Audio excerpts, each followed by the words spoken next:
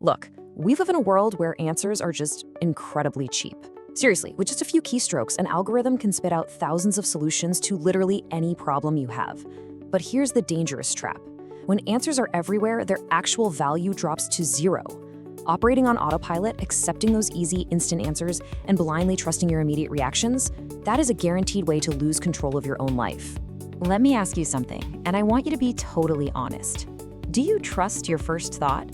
Most of us do, right? But are those impulses and mental shortcuts actually yours?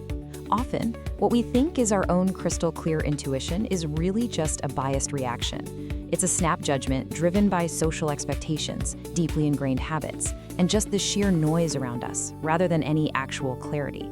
If you truly want to think clearly, you've got to first learn to look inward and challenge your own certainty. We call this the first thought trap. We take our initial ideas at face value because, well, it's just mentally easier. But to build a life that actually fits who you are, you have to break out of this default pattern. You have to learn how to actively scrutinize your own mind. Okay, let's dive into this. Here is the schematic blueprint we're going to use today to upgrade our thinking. 1. Socratic Questioning. 2. The 6 layers of truth. 3. The double agent method. And 4. Engineering your mindset. Section 1. Socratic Questioning. We're drawing heavily today from the work of Maxim Yukimenko. He's a coach who specializes in a concept called mindset engineering. And this whole system is all about high-level systematic reflection. It's about pulling yourself out of a reactive state and moving into conscious, intentional design. At the core of all this is Socratic questioning. Now, this is a structured way of thinking that challenges your own assumptions, exposes contradictions, and uncovers the actual truth. Named after the ancient Greek philosopher, obviously, but this framework isn't about winning arguments at a dinner party. It's about building intellectual humility. It's having the guts to step back, look at your own brain, and admit, hey, my first reaction might be entirely wrong here. The source material uses this brilliant metaphor. Think of it as mental surgery. Instead of just instantly reacting, this method forces you to pause. You chew on the decision. You essentially take a scalpel and start stripping away the emotional noise, the outside pressures, and the unproven assumptions until you are left with something real, something solid. Section 2. The 6 layers of truth. Now, to actually perform this mental surgery, you need a precise system. Every single time you face a significant decision, you are going to pass your initial thought through 6 specific filters. Let's see how this builds. The 6 layers are clarification, assumptions, evidence, alternatives, consequences, and questioning the question. And look, you don't need a degree in philosophy to pull this off. You just need the discipline to not skip any steps. Think of it like an interconnected loop, where every single layer strips away another level of bias. Let's break down those first 2 layers, clarification and assumptions. First, you have to define what you're actually dealing with. What is the core issue if I completely take my emotions, my ego, and my stress off the table? It's kind of incredible how much a supposed crisis shrinks when you force yourself to define it without all that emotionally charged language. Then you hit assumptions. This filter forces us to expose our hidden, unproven beliefs. You ask, am I assuming something here that isn't proven? What if the exact opposite of what I'm thinking is true? You have to aggressively dig for those foundational beliefs, because if your assumptions are flawed, the whole decision is flawed. Next, we push the thought through layers 3 and 4, evidence and alternatives. This is where we separate cold hard facts from the opinions we've just repeated to ourselves so many times they feel true. What actual, verifiable evidence supports this decision? Remember, a feeling is not evidence. Then, to break out of our default viewpoint, we look at alternatives. How would a total skeptic look at this situation? Is there another, completely different way to interpret these facts that I'm just blind to right now? This layer rips you right out of your echo chamber and forces you to play devil's advocate against yourself. Finally, we reach layers 5 and 6, consequences and questioning the question. Here, you're forced to think way beyond the immediate moment. Every action has a reaction, right? Where does this decision lead in 6 months? What about 5 years? What are the hidden costs? And then, the ultimate filter, zooming all the way out to the macro level. Am I even asking the right question? Is this actually the root issue, or am I just slapping a Band-Aid on a symptom? This final step is an absolute game changer because it strips everything back and reveals our true hidden motives.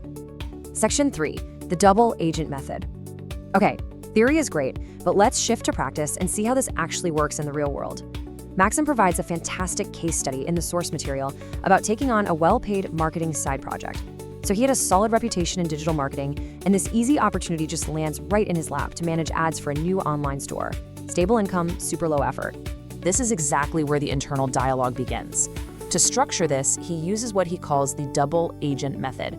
You're basically setting up a debate in your own mind between two personas: the opportunist, who just wants that immediate gain and the easy win, versus the strategist, who's applying those Socratic filters and looking for long-term alignment. So the opportunist in your head speaks up first, right? Should I take this project? I mean, extra income is always a plus, and honestly, this is easy work for me. It won't take much time, won't really mess with my schedule. It is incredibly tempting to accept fast, easy money. But remember, this is exactly that first thought trap we talked about at the beginning. But then you invoke the strategist. The strategist steps in, applies the Socratic filters, especially focusing on consequences, and asks the hard questions. Do you actually need more on your plate right now? You're trying to build your mindset engineering system. Do you even enjoy this digital marketing work anymore? This won't actually move you forward in the grand scheme of things. It's just going to eat up your time, your focus, and your energy. Energy you need for your true goals. And by filtering out that mental noise, the strategist wins the debate. He rejects the easy project. He realizes that keeping the stable income he already has is totally fine, but all his new energy absolutely must be funneled into scaling what actually matters to him, the mindset engineering system. This Socratic method literally saved him from wasting months of focus on a distraction disguised as an opportunity. Which brings us to section 4, engineering your mindset. Zooming back out, this explainer isn't just about how to turn down side gigs. It's about how Socratic questioning and structured reflection build this incredibly resilient perspective that you absolutely need to navigate the modern world. And this brilliantly illustrates why this method is so crucial today. You have to apply Socratic thinking to everything: your own thoughts, other people's opinions, and maybe most importantly right now, AI-generated answers. Look, AI can spit out highly confident, persuasive text, but it doesn't actually understand truth. If you treat it like some infallible oracle, you are going to get played by AI hallucinations. You constantly have to ask, what's the assumption here? Where's the actual evidence? To help make this an automatic habit, the source outlines 3 alternative reflective practices. First is the reflection cycle, or the mirror, looking back at past events to analyze your feelings and extract the lessons.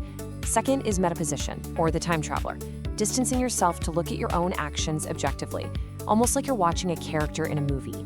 And third is group reflection, or the advisors, gathering trusted people around you to brainstorm and expose your blind spots without any judgment.